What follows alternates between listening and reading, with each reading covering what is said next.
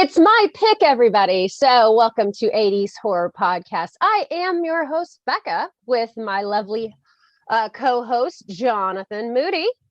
Hey, thank you for calling me lovely. Yes. So this is my month to pick. And I said, well, one of my picks was The Thing, and I said, well, let's do that because we're getting to the end of winter and everything. We're going to be wanting to do summer movies, and now I'm sitting here with the windows open. It's 70 degrees and sunny, but that's okay because we were just having this discussion that movies don't have to be watched in their time of reference. So you don't have to watch summer movies in summer and Christmas movies at Christmas and Thanksgiving movies in November. You can watch things whenever you want. So absolutely. So yes, The Thing is definitely a movie you can watch anytime. And I will say the reason why I picked it too is because when it is really snowy, like when I'm almost snowed in, like I really like to watch it, and I think I just watched it when we picked. But yeah, who cares? Whatever. 1982, so I'm branching out. Finally, I picked something that wasn't from 1981. That's my birth year. Oh, is it really? I was born and this movie was made. Aw, how sweet. I was born the year Carrie came out. That tells you. Nice. That's actually awesome. Yeah, that's a classic. 70s, right? Like that's 1970. 76. Okay. Yeah. Sorry, I wasn't trying to like bring up your name. It's okay. Anyone can IMDb it. But I picked this because it's a classic. This is a movie that I've seen several times. Every time I see it, I love it more. I semi-recently, I'd say about 4 years ago, actually watched this in a theater, which I had never done. I've seen it at a drive-in, I've seen it at home, with surround sound and everything, but I saw it in a theater. And you cannot, if you've never seen it in a theater and you have the opportunity, do it, because the sound design in this is so amazing. The way that the wind and the Arctic air just kind of envelops you when you're in the theater, and it really adds to the isolation.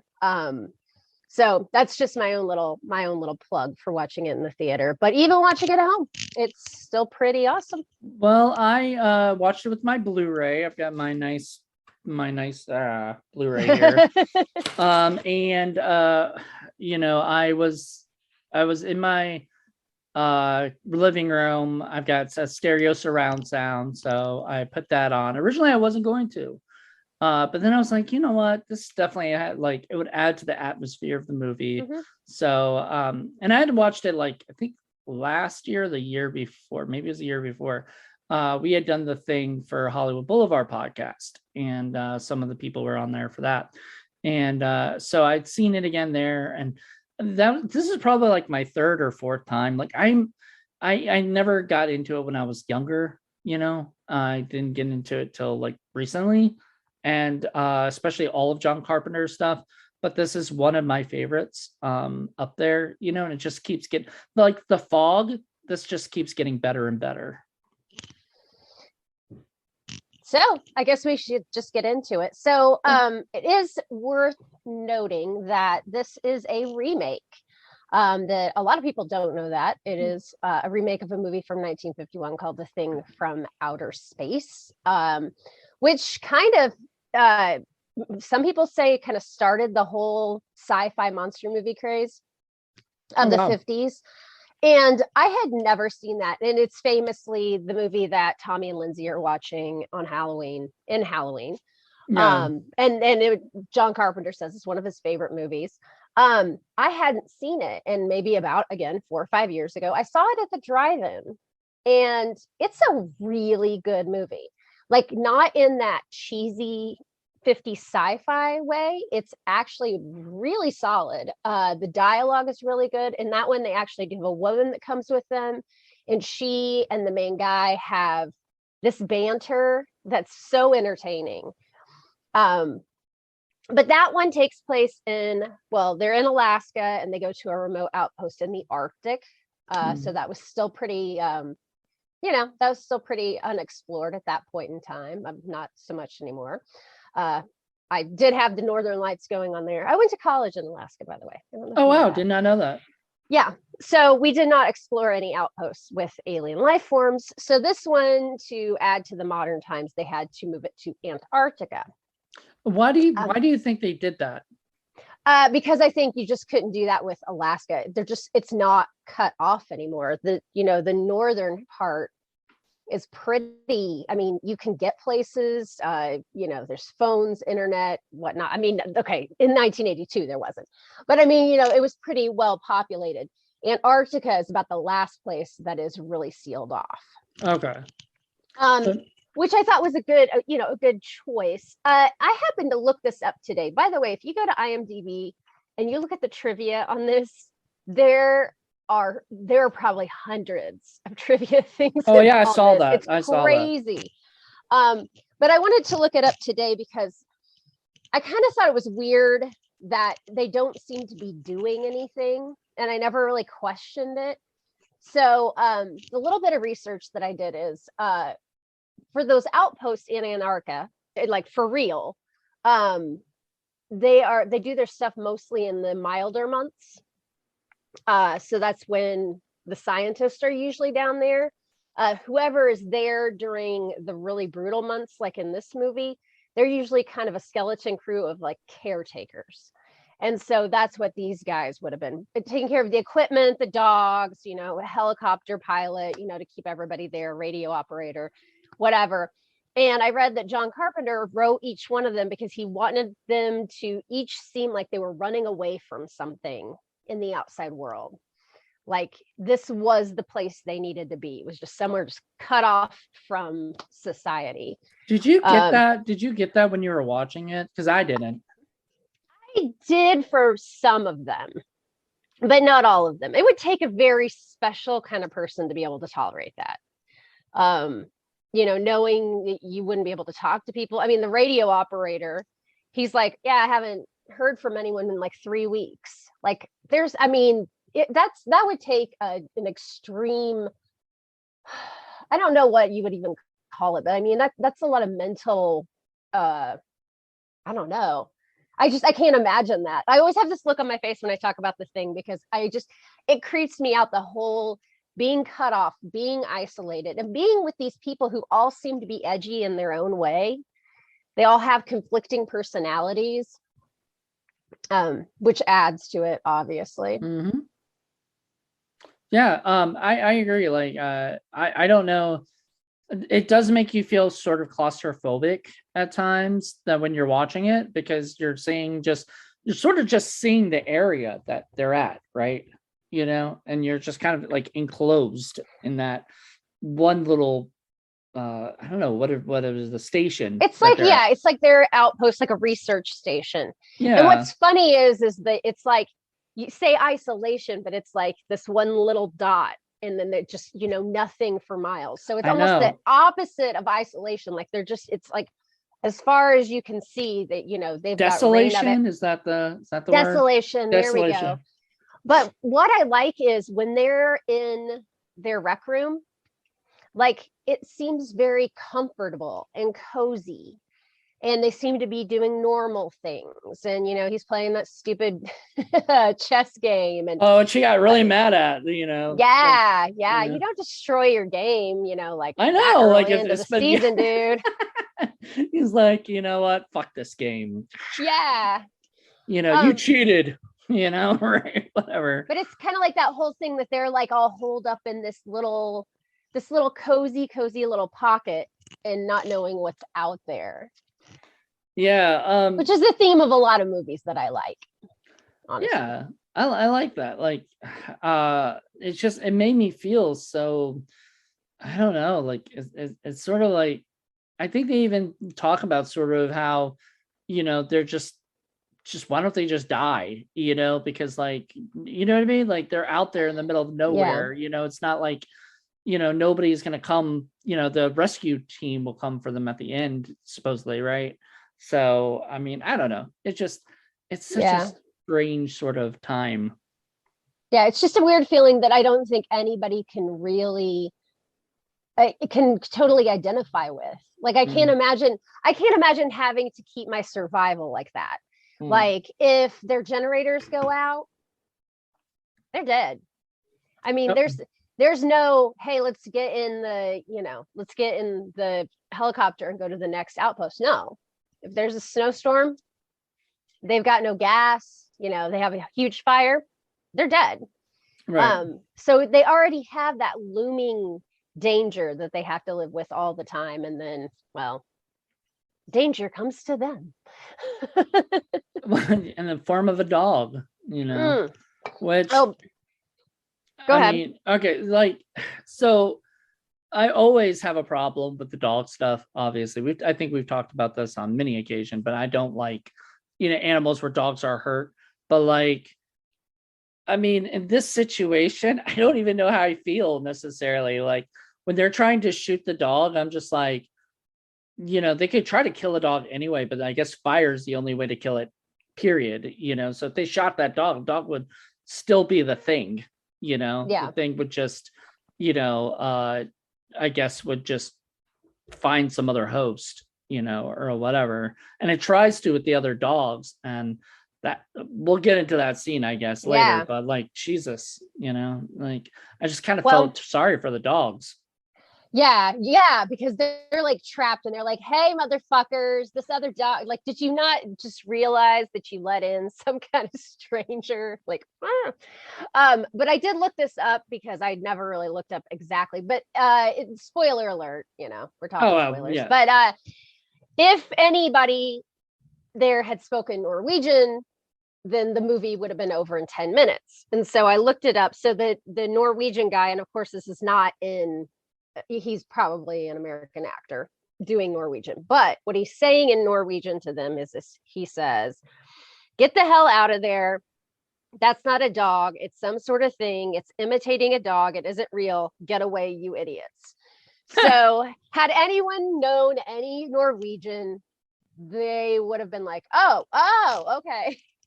Well, remember, Norwegians knowing English, which seems weird that they didn't know any English. But. Yeah, especially since they were not too far from the other outposts, or whatever. I mean, they were a little far, but like they should have known, like, this is an American. Generally speaking, Europeans tend to know some English. They know English more than we know, their language, right? Any other their languages, right? I mean, I don't know about you, but I don't even really know Spanish, myself. No. And now I feel like I always kind of feel like a dumbass because, like just that's this simplest language and I don't even know it. And other people know our language and they're from like every other country in the world. Yeah. We're stupid Americans. That's what they call us. Yeah. So, yeah. Well, Mccready, the whole time he keeps saying Swedes. Yeah. Like those damn close Swedes. Enough. I guess that's what he keeps thinking. Like, yeah. And they keep correcting him, and he just keeps doing it. And it's just the funniest thing. Like, it's like almost like a recurring joke that that he's just like, yeah, fuck it, call them Swedes. He was by far my favorite character in the whole movie. Right. I mean, and if he isn't, if you're like, oh yeah, the cook was I can't even think of his name. Like, if anybody else is your favorite character, I mean, more power to you. But I mean, Mccready is the shit in this movie. He is a damaged person. He is drinking a lot of J&B whiskey. By the way, that started one of my favorite hobbies. So a friend of mine, Charlie Hours, had noticed a lot of movies from the 70s and 80s featured J&B whiskey. And so he made a list on Letterboxd, and The Thing was the first one that he noticed it in. And so we started cataloging all the movies where we saw J&B whiskey, and there are a million. And now we have that. We have a list on Letterboxd for movies with that bank teller lamp, that green desk lamp. Okay. That's so much. Movies with a peacock chair, that big wicker chair like goes above people, like a wicker throne. Oh yeah. Movies where people in a wheelchair are taken advantage of or treated badly. Movies with that that cat clock, the little black cat clock where the tail goes back and forth and the eyes go back and forth. Yeah, so that's like become one of my favorite hobbies. Oh, and movies where the boom mic shows up in the shot. Those are fun. I recently found a movie that in the same shot there was a billboard for J&B whiskey and the boom mic was in the shot. I was like, boom.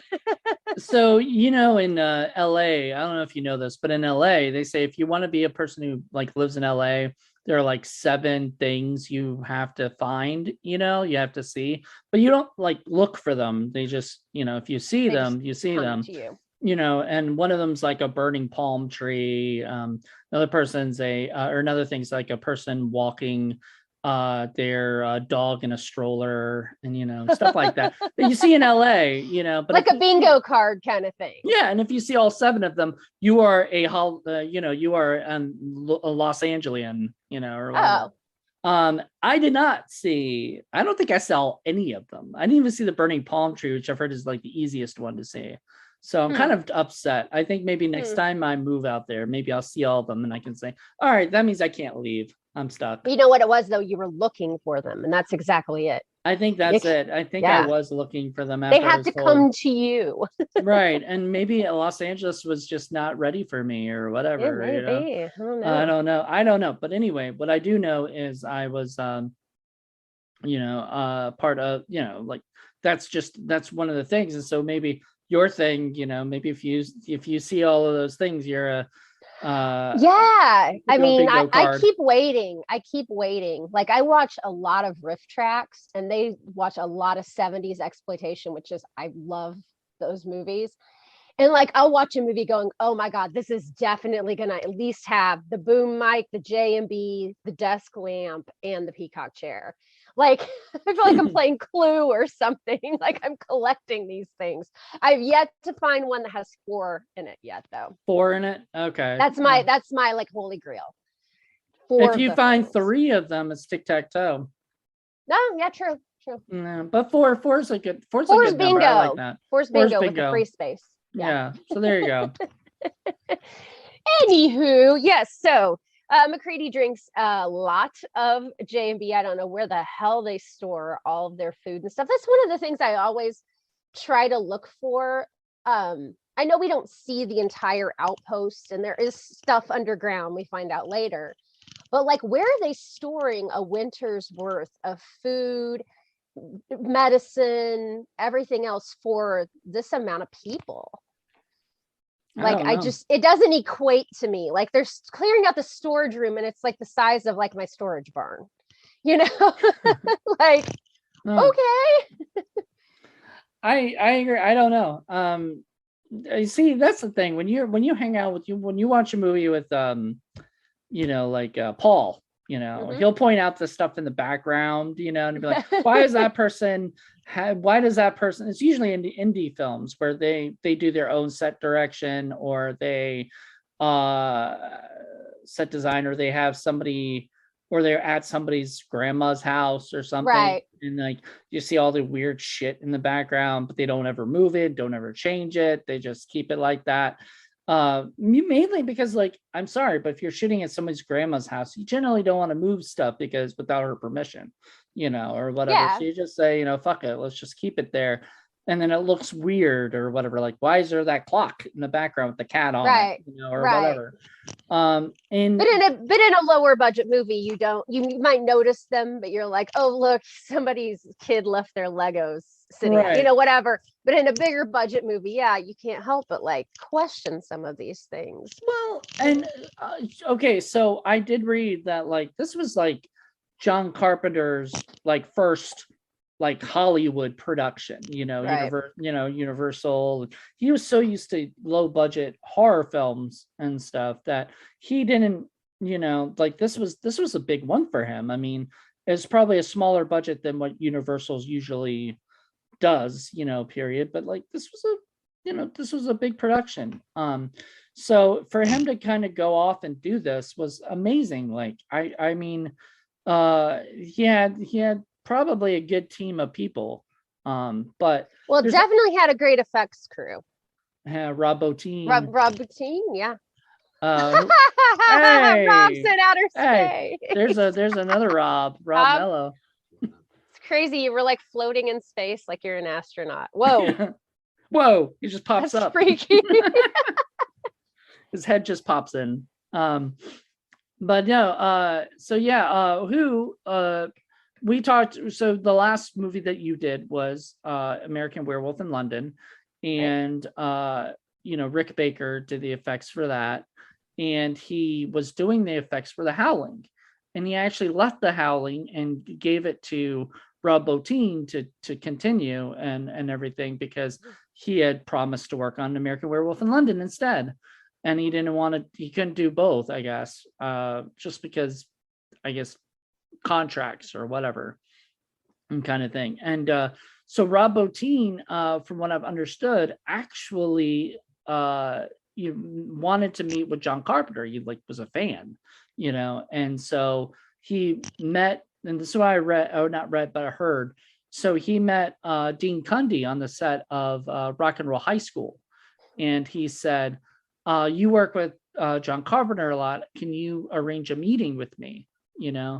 And so he did, and he had a little interview, and he said, do you have any parts for me, that I can act in? I really want to be the killer in a mask kind of thing.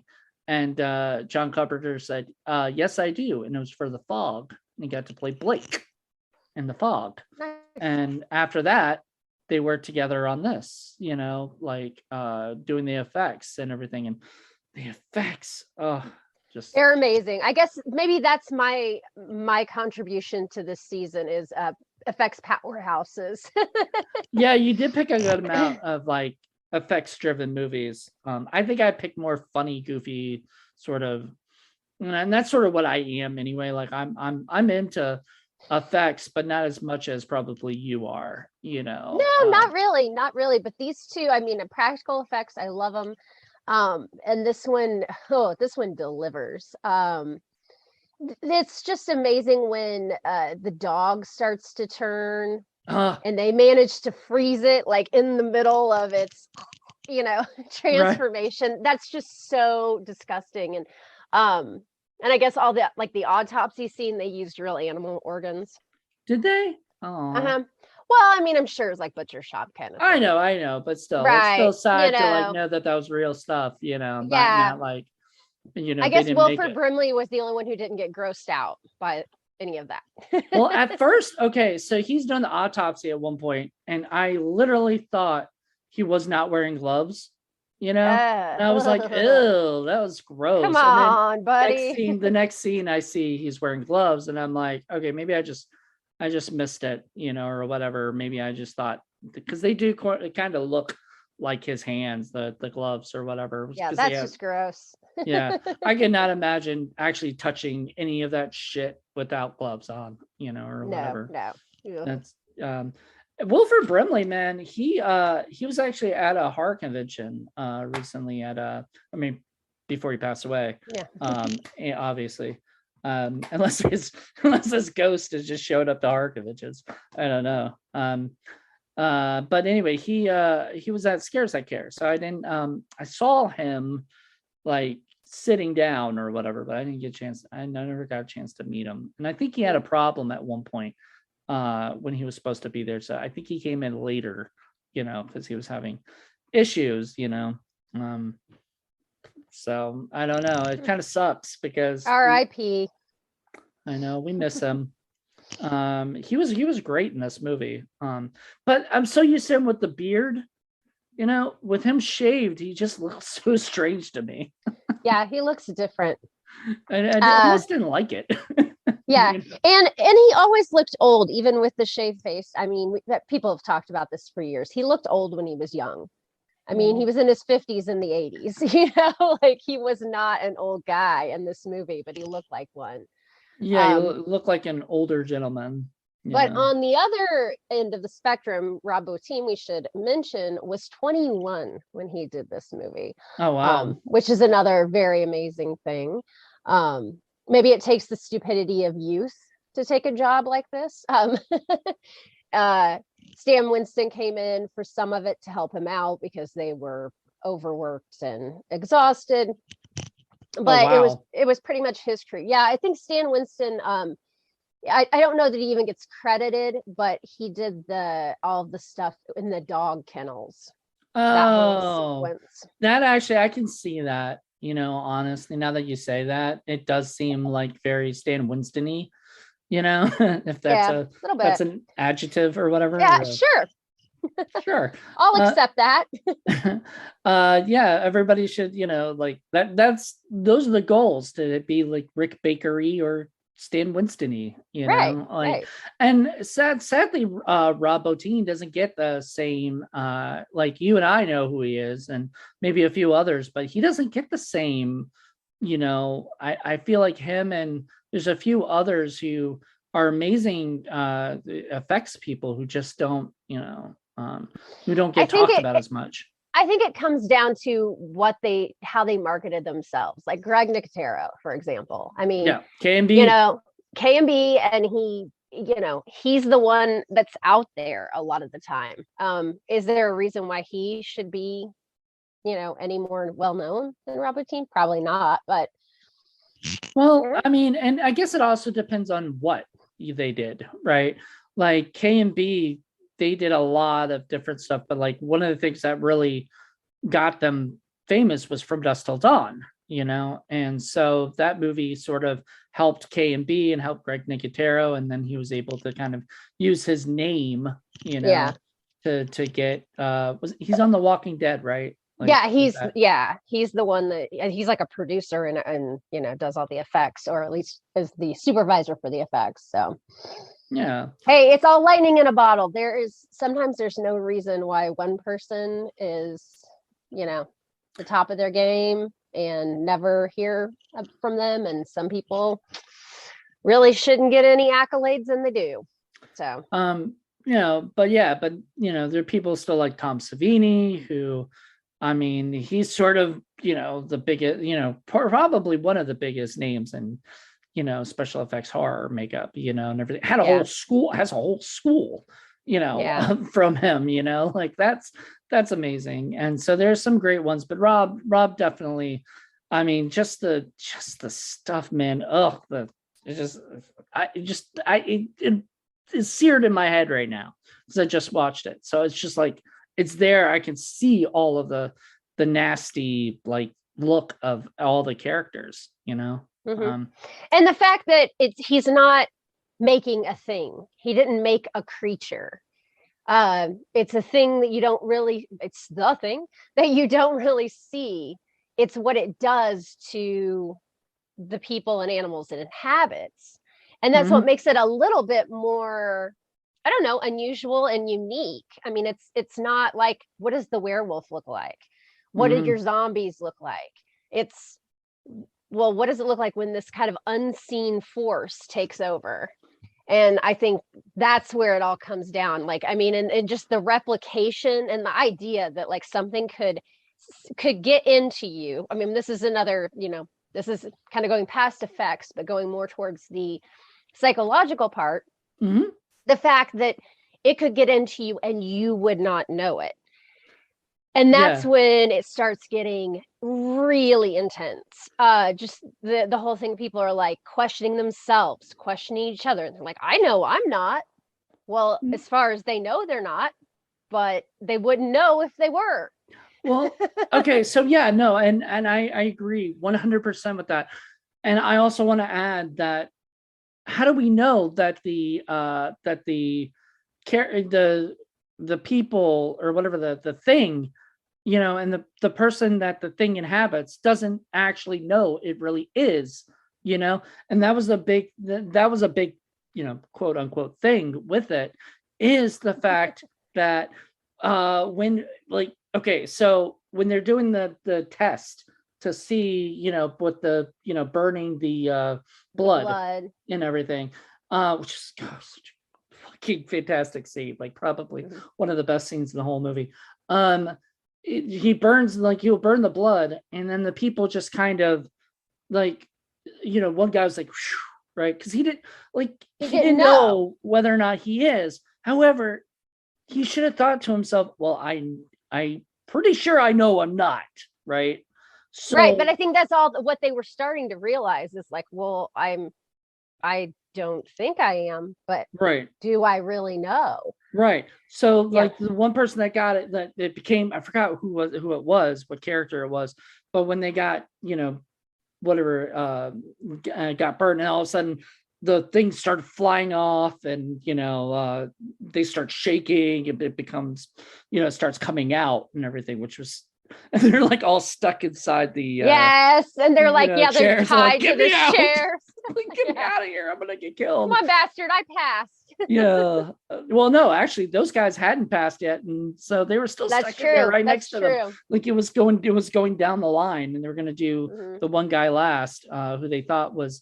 And I hadn't seen it in like almost a year and a half or something.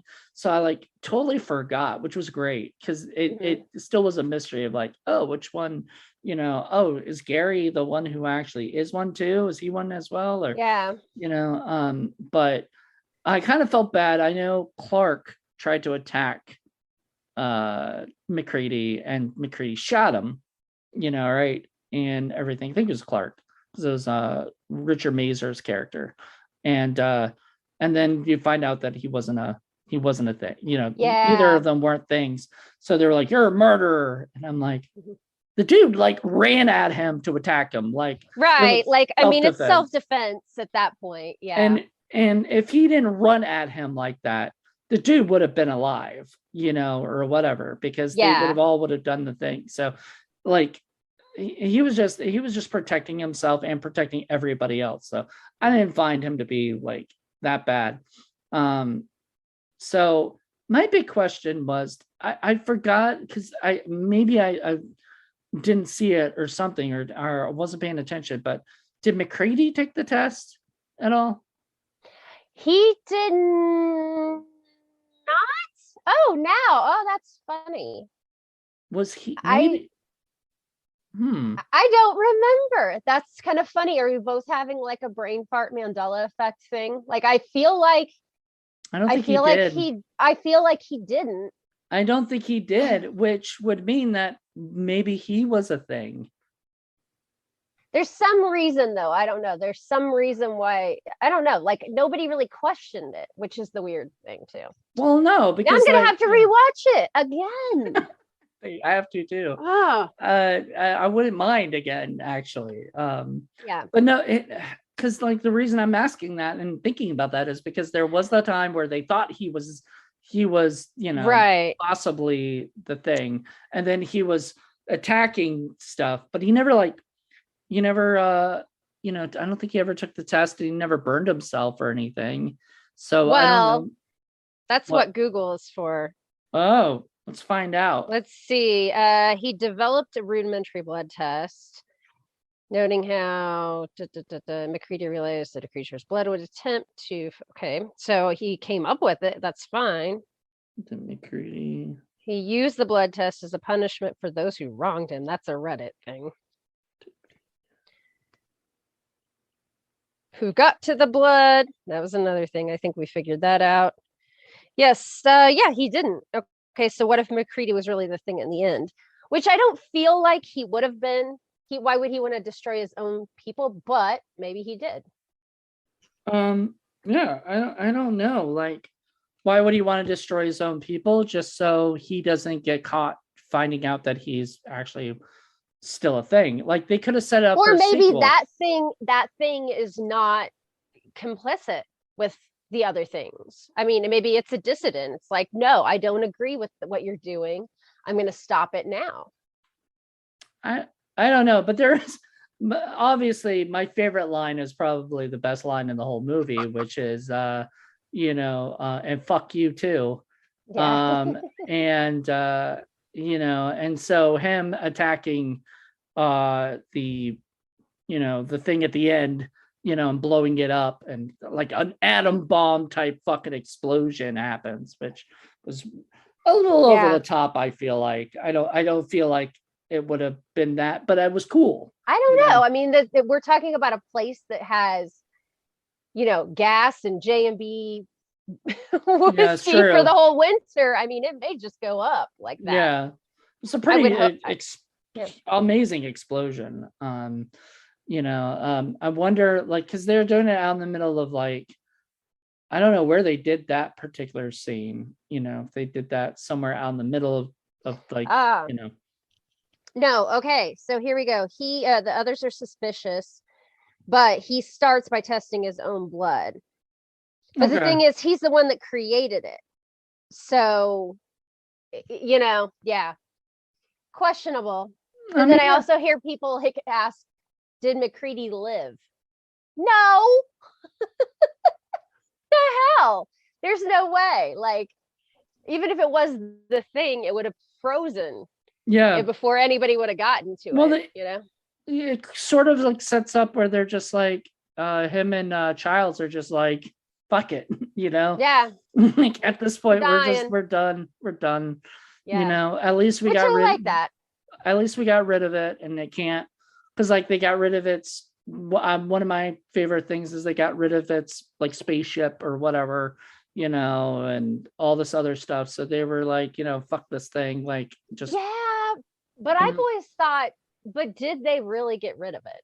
And these are all things that, like, I guess a modern audience, we would be like, ooh, sequel material, like you said before. But I think it was just intentionally ambiguous, because how do they know that they got everything? They don't. Well, John Carpenter hates sequels. Like he did not want to do Halloween 2. He just doesn't At least care. not the way it was. He wanted to do an anthology. He wanted to do an anthology, Yeah. and then they did in Halloween 3, and that was amazing. I'm sorry. I Yeah. don't give a fuck Yeah. what people say. We're gonna do Halloween 3 at some point, because Mhm. everybody fucking rags on that movie, and I feel like it definitely deserves attention,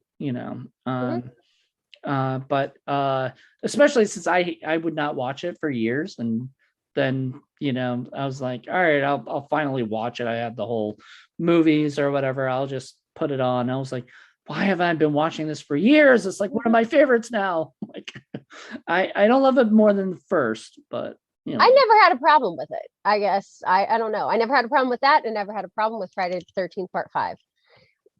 Yeah, but you were always into like horror when you were a kid, right? Like you since a kid.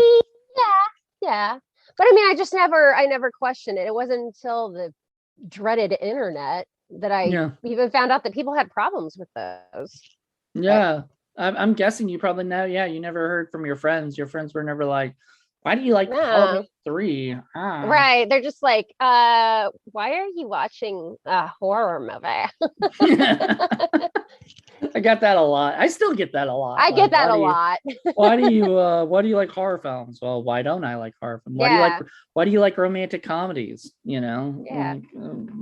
Because you like to be entertained.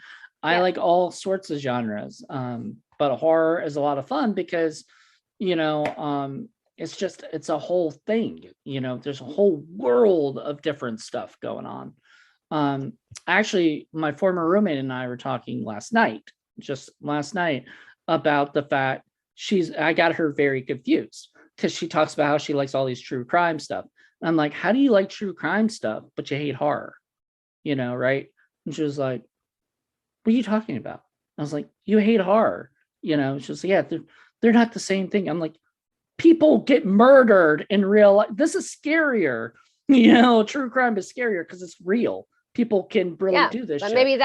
maybe that's it. That's the appeal. I don't know. I've never really like delved into why people like true crime and not horror, but it's I don't ever watch any of these movies and think, oh wow, I'm scared, or I have fear for this person or whatever. I mean, I might feel like some tension and that kind of thing, but it's like you watch true crime and you're like, I think it's a boyfriend did it. I think that's a lot of what people are.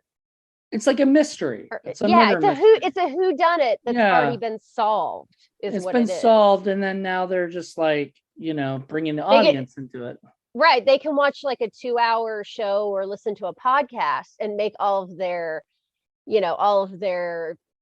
guesses like we do when we're watching a horror movie. But then at the end, they still find out who did it. It's like, I knew it.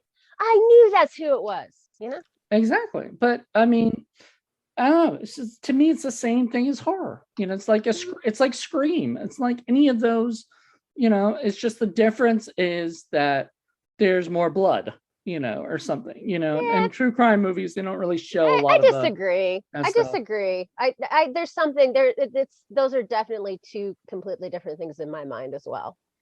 Okay. Well, I don't know. we can agree to disagree. Right. And don't make her defend why she likes true crime and not horror, because you know what? We like what we like. I know. But I'm sort of making her watch all these crappy horror movies more, Yeah. So she's the good ones. The ones that I enjoy. Yeah. She worked with Donald Farmer. She's used to, Oh, yeah. So anyway, to go back to, all this shit, like it with the Thing, it is amazing that this movie was like, I really enjoy watching this film. Like, it made me feel happy, actually, because it makes you feel like you're in this other like world in a way where all this stuff is happening and you kind of feel like you're there with them, Right. A situation that most people, very, very, very few people would ever be in. Take away the Thing stuff, just the actual just being in Antarctica at an outpost in the middle of winter. Like, there are very few people in this world who can say they've done that. So it's like we get a little bit more of escapism there, that we get to go experience something that we are never going to experience. Which they watch, like when they're in Antarctica doing these things or whatever, they watch The Thing as like a Yeah. like, they have a specific date or something. They watch The Thing and eat dinner or have like feast, and well, everything. yeah. I'm like, I mean, you go camping, you're gonna, you want to watch Friday the 13th. You go to Antarctica, you're gonna watch The Thing. I mean, that's funny, but it's also kind of like, I don't know how I feel about that, even like, I don't know if I'd want to watch Friday the 13th part 3 or 4 or whatever before I go camping, Yeah. because I'm one of those people that when I was a kid, Friday the 13th scared me. Like, it's one of the few movies that actually did terrify me, and mainly because right outside is the woods, so I always thought, oh man, like the idea that there could be somebody out in the woods killing people, whether it be Jason or just some random stranger out there doing it, right, just kind of terrified me as a kid, of like, oh God, and I think it was part 5 where they have the scene where he looks outside and he sees, Jason or whatever. And that scene like freaked me out, because I look outside my window and be like, man in a hockey mask just staring outside. So, I don't know how I'd feel if I were asked to go to Antarctica and they're like, let's watch The Thing. Let's watch The Thing. Like, well, yeah, I mean, I would. I know you would. I would not want to go to Antarctica. Let me just set that out there. I would go in the springtime. It looks really, really very cool, and I'd love to like see it. But yeah, wintertime, It's too fucking cold, man. No. Now let's talk about this. This poster, right? Where it has the stuff, whatever, the shining out of it, like it's coming out like of that like the face is kind of exploding with light. Right. Why did they choose that? Like, I get the this is what they wore a lot, this outfit. I saw a bunch of them wearing that, but I'm like, what was the deal with that? I did read very briefly today that the poster, the person who made it did not know really much about the movie, but they did like the poster, so they used it. Oh, okay. I mean, and it was the 80's. If your movie and your poster matched up, the hell were you doing? Right. Like, I guess they don't. It was a marketing thing. It just looks cool. I get it. I'm just like thinking. I was looking at that, going, I don't remember that being in the movie. Like, yeah, I've never questioned that, but But we talked Puppet Master the last episode, and Ghoulies. They had the scene where the thing was popping up out of the toilet. And right. And it's not even No, it isn't it. They had to go back and they had to go back and actually put one scene of that in there. Right, because they had already had it on the poster. Right. And we talked about Dolls, that Charles Band, they had the poster, and Charles Band really liked it. And Brian Usna said, okay, that's not where we're going with it, but that's going to be in the movie. Because we like this poster that was made before the movie was even determined. So, yeah. I mean, see, that's the thing. I guess back in the 80s, they did that a lot, where they would do the poster first, and then they would. Well, that's what Friday the 13th was, just a name. Yeah. It was a name, and they just took out an ad in Variety that just said Friday the 13th and something about the scariest movie ever made. And they had no idea what they were doing. I mean, it's all about marketing. And, back then you could do stuff like that without people questioning it, without people being able to find things out. Right. Because of said internet. So we talked about that a lot now, because it's so funny how back in the 80s everything was so different. It was such a I kind of feel like the internet has sort of ruined the film industry in some ways because of that, because okay, so here's an example of something though. My friend Vincent I posted on Facebook today earlier that I was watching The Thing, right? And I posted a picture of me in a chair saying I'm about to watch The Thing or whatever. And so my friend Vincent said that he went to that got to see the movie when he was 9 years old in the theater. And it was like the first rated R movie, I guess, or something, or big movie, and he got to see the movie, and maybe it was the first horror film he got to see in the theater. He got to see it, and he was like, that's the first time I realized the critics were wrong, Yes. Because everybody had said, oh, the ratings are terrible, this is bad, we're not going to go see it. And he was like, what are you talking about? This movie was amazing. And so that's the other thing with the internet now, is like everybody can be a critic. So a movie can live or die just by so many people giving it a Rotten Tomato score. When it used to just be if Siskel and Ebert gave it 2 thumbs up or 2 thumbs down or a split. That was all we had to go on. I know. I don't even know. And Roger Ebert was a horrible critic. I'm sorry. He was terrible. He had no ability to separate his own personal beliefs and feelings from integrity of a film.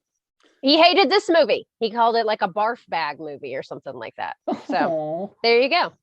He actually he made a lot of movies popular. I know he did. He made a lot of movies popular by saying he didn't like it because they were offensive to him. Those are the movies I wanted to watch. Have you seen his documentary about him, Life Itself? No. I bought it on Blu-ray. I forgot. I think somebody had it, and Eric Spudic. I don't know if you know him, but Eric in California was like, hey, I've got these movies, and he showed me a bunch of them that he had, and do you want any? And I said, this, and this, and one of them was Life Itself. So I bought it and I watched it that night because I was so intrigued. I love Siskel and Ebert especially, but I was hoping they dive a little bit more into Siskel and Ebert. They really just mainly concentrated on Ebert, and everything. But it's wonderful. Like just knowing who he was and how important he sort of that. You're right. Like that was sort of the thing. It was everything. My parents and I would watch it during lunch because it would come on at 12 o'clock. So during lunch on Saturday or Sunday, I think it was, it would come out, and the movies would already be out. So I'm or they're coming next week or something. And I would watch it and I would go, oh, okay. I'll believe this. Now I'm maybe I should watch all the movies I didn't watch because they didn't like it. Maybe I'd, you know what I mean? Maybe I'd like those ones a little bit more. There's a whole so Laser Blast is a terrible movie, and on Mystery Science Theater 3000 they do that, and at the very end, so they've got the Roger Ebert's the book right? You know, like he would come out with the book where before the internet, where everything was rated, and he gave it like 1 star or 1.5 stars or 2 stars. That's right, 2 stars. So at the very end of the movie, they're going through and they're going, yes, so terms of endearment, 1.5 stars. He Roger Ebert liked Laser Blast more than that. Goes and they go through all these classic movies that he rated lower than Laser Blast. All right, now I have to watch that. Yeah. I have not actually seen the original Laser Blast yet. I know of it and everything, and I think it's Charlie Band produced it, Yes. or whatever. So Yeah. I've been wanting to see it. I think I saw it. I saw like the DVD or the Blu-ray on the Full Moon table, or whatever. I just never bought it, but I should get the Blu-ray at some point. I wonder if the Mystery Science Theater 3000 is on that Blu-ray or not. I doubt it. Probably not. Yeah, probably not. But I watched that movie when I was young. It was on TV.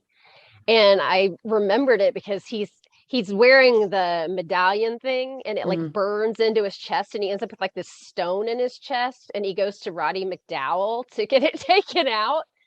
And that As you used to do. skeeve me out when I was a kid, because he's just like, well, it's very close to the surface, I'm just going to rip it out.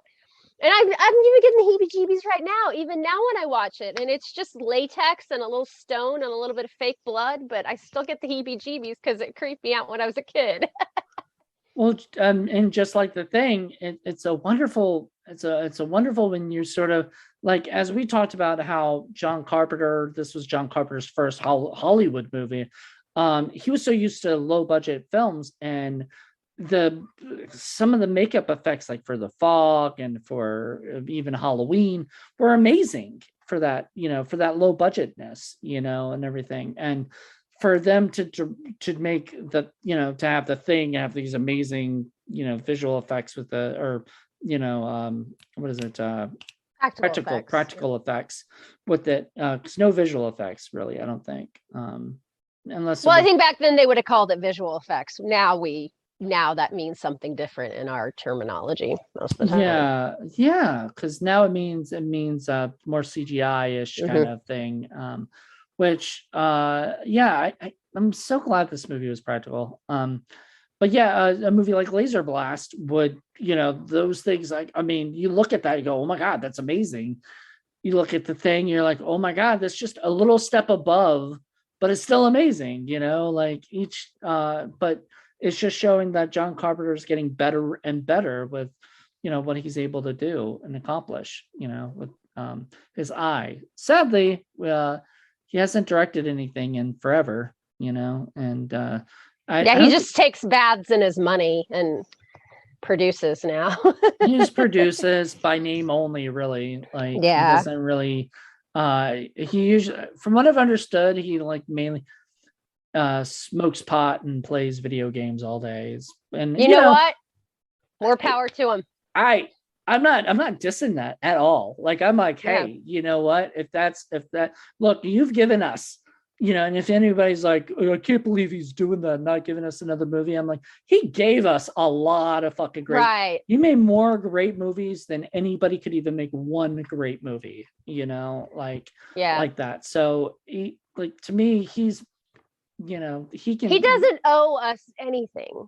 Yeah. He just doesn't. And that's the thing. It's like actors. I mean, they're not public property. If they want to stop, they can stop. Right. However, I will say he was the first celebrity I saw at a horror convention.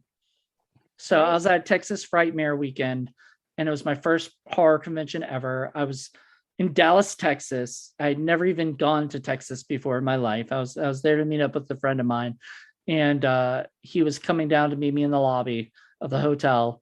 And as I walk in, the first person I see is John Carpenter being interviewed by somebody in a and I knew him right then. Like, I saw him and I go, that's fucking John Carpenter. Holy shit. And then all of a sudden I see like Sid Haig and Bill Moseley talking to each other, and they walk right by me.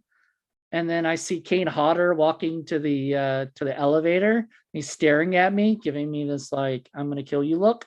And he doesn't even know me. And I'm like, the fuck, where am I? And I told Sid Haig that once before he passed away in an interview. I said, I felt like it was, I was in in Jurassic Park, Yeah, exactly. Like the doors opened and here I am in fucking horror like park. Westworld, but horror icons. Right. And so I said that, and he goes, you know what the difference between Jurassic Park and the horror movie conventions is?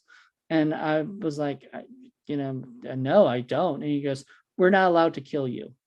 He was like, it's in our contract. I was like, oh, nice. Man. But he was, that always made me like laugh with Sid. Sid was always such a nice, but funny guy, and everything. So rest in peace, Sid. Sorry, you're no longer with us, but he gave us a lot of great stuff for years. There's a lot of great stuff. But yes, to go back to the thing, and John Carpenter, he's just been an idol of mine. Didn't get a chance to meet him when he was at Texas Frightmare. He just costs too much money, and I barely could afford to get Kane Hodder and Danielle Harris's autographs. There's the only few people I wanted at my first convention, and both were awesome, great people, and everybody at these horror conventions. So if you haven't gone to a horror convention, you're listening to 80's horror. Yes. I got so jealous this past weekend. This is March, by the way, everybody, that we're recording this. And I saw the Monster Mania pictures, and I saw there's also like a 90's convention, and I'm really into 90's stuff, so I was like, oh damn, like two amazing conventions, and I'm seeing people getting pictures with these these icons and and everything, and I'm just like, oh man, bummer. But I'll be back. Scares That Care this year for sure. I don't know if I'll go to anything else this year or not, because I don't have the money at the moment, but we'll see. I can say I've got some bucket list convention stuff coming up. Next weekend, I'm going to Horror Hound in Cincinnati to actually be a guest panelist. Nice. To do filmmaking panels. So, nice. Who are you with? Me. Oh, is it just I don't know. No. They're like, it's different filmmakers. I'm not sure who I'm on with, and I have 2 different panels, so it'll be different people. And then the weekend after that, I'm going to Cinema Wasteland because they have 2 movies screening where I'm the lead. Oh, which ones? So, Carousel the second, and nice. I think I saw that. Oh, that's finally getting okay.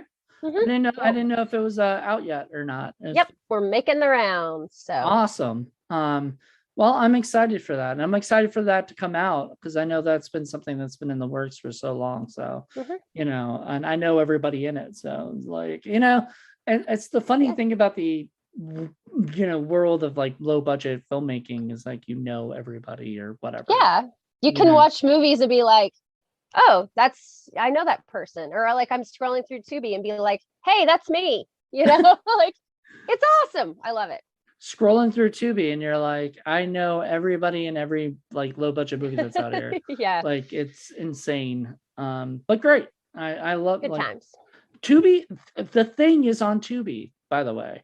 I did not, like I said, I did not watch it on Tubi. I watched it on my Blu-ray, mainly because I don't want to sit around for the commercials if I don't have to. And I'm not paying for Tubi. That just sounds ridiculous.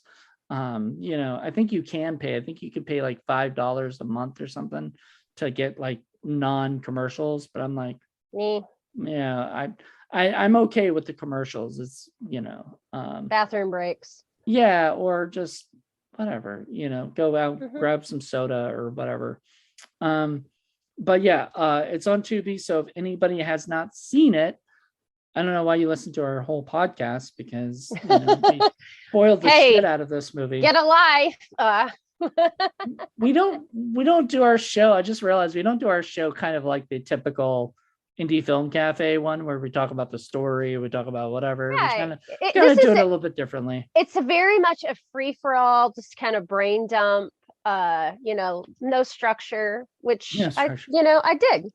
There's time for structure and there's time for chaos. Yeah, The 80s were a time for chaos.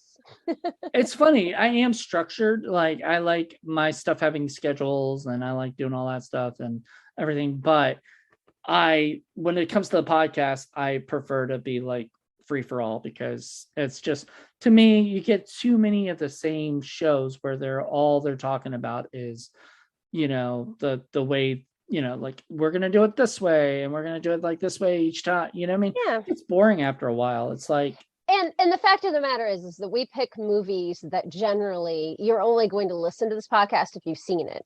So we're not going to go beat by beat in a. Uh-oh. Are you there? Wow, at the end of the podcast, this happens. Rebecca, are you still there? Oh no. Well, everybody, we're gonna. Why? There we okay, go. now there we go. For some reason, it was doing really well until like the end, and then it's like you just froze for a minute. I know. He's infected. The thing's got him. Well, I mean, it does look like I am the head of Yeah. of the spider. So Yes. you can't see this because this is podcast unless we do the video. But I am literally the head of the spider, which was probably my favorite effect in the whole movie. Was the little spider that came out and everything. They're like, I think what did they say? Like they looked over like, oh fuck, Yeah, like, it's just like the head is like they're like. And okay, we gotta torch it, Yeah, like, we're doomed. Yeah, I mean, I don't know how many of these things were there. It wasn't just one thing, so there were a bunch of the things, right? There were. All right. Well, and if we are counting things, I will give this 5 out of 5 things. Not surprisingly.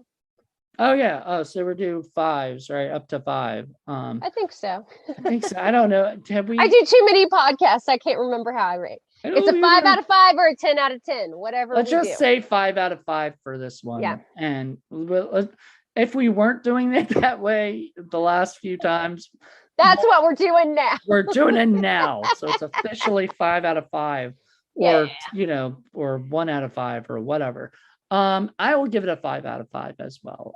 It is, I think it's, I mean, obviously no film is perfect, but I think this is near perfect.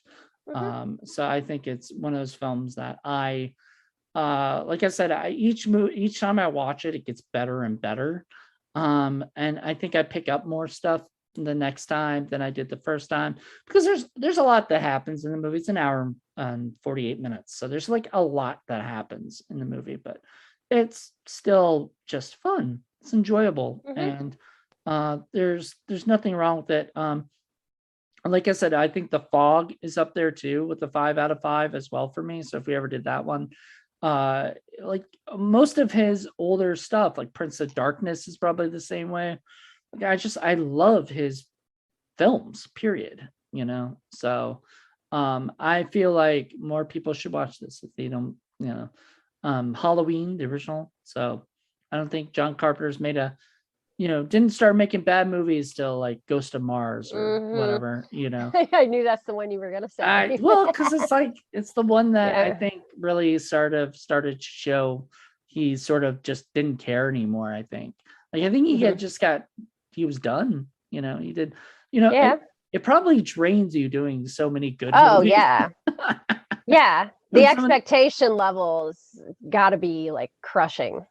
And I mean, sure, he's probably made some bad movies. Like I know he did the Elvis movie, I think, and I don't think it's terrible, but I don't think it's a John Carpenter film, he did Memoirs of an Invisible Man, which I think is if I remember correctly, I saw it in the theater and I thought it was okay, but I don't think of it as like, oh, that was a John Carpenter film, so I feel like he just, after a while, I think toward the 90s, he sort of was like, look, I gave you guys a string of like amazing films, and now I'm just sort of gonna have fun and do whatever I want to fucking do.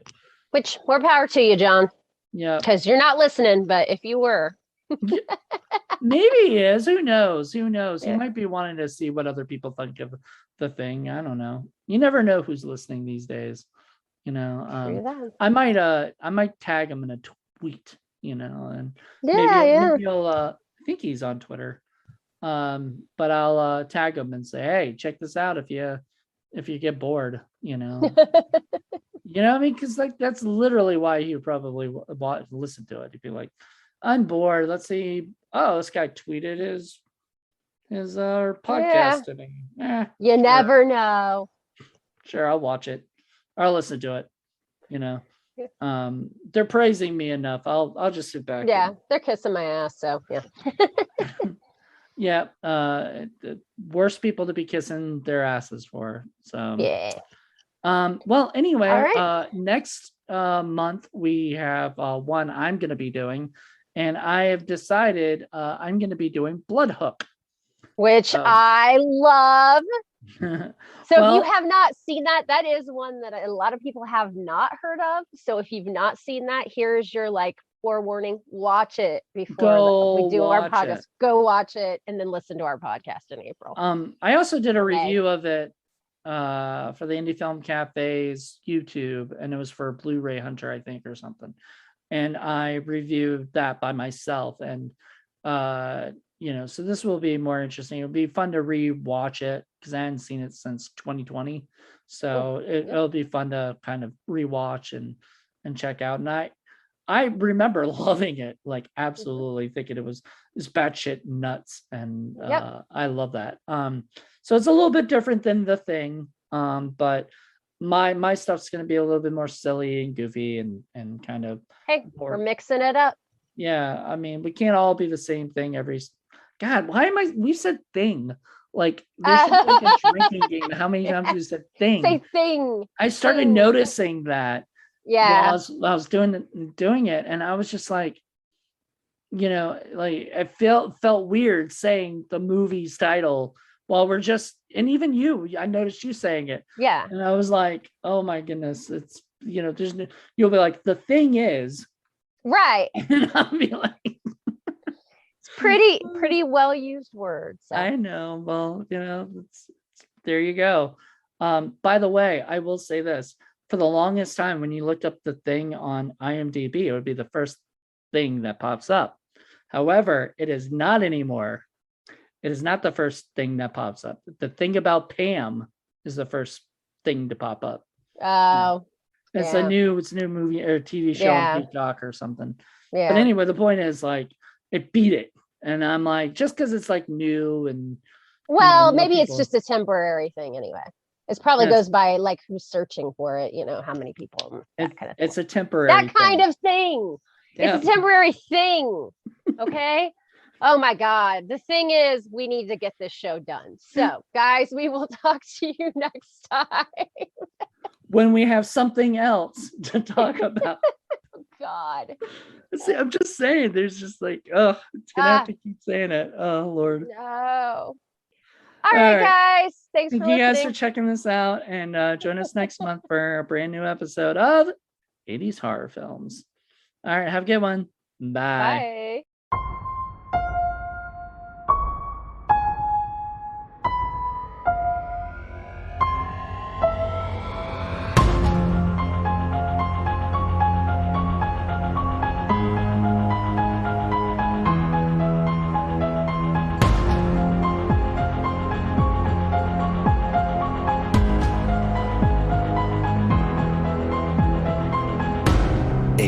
Horror films. You're running it, so your turn. Oh, I am. Oh, yeah. It's your movie you picked.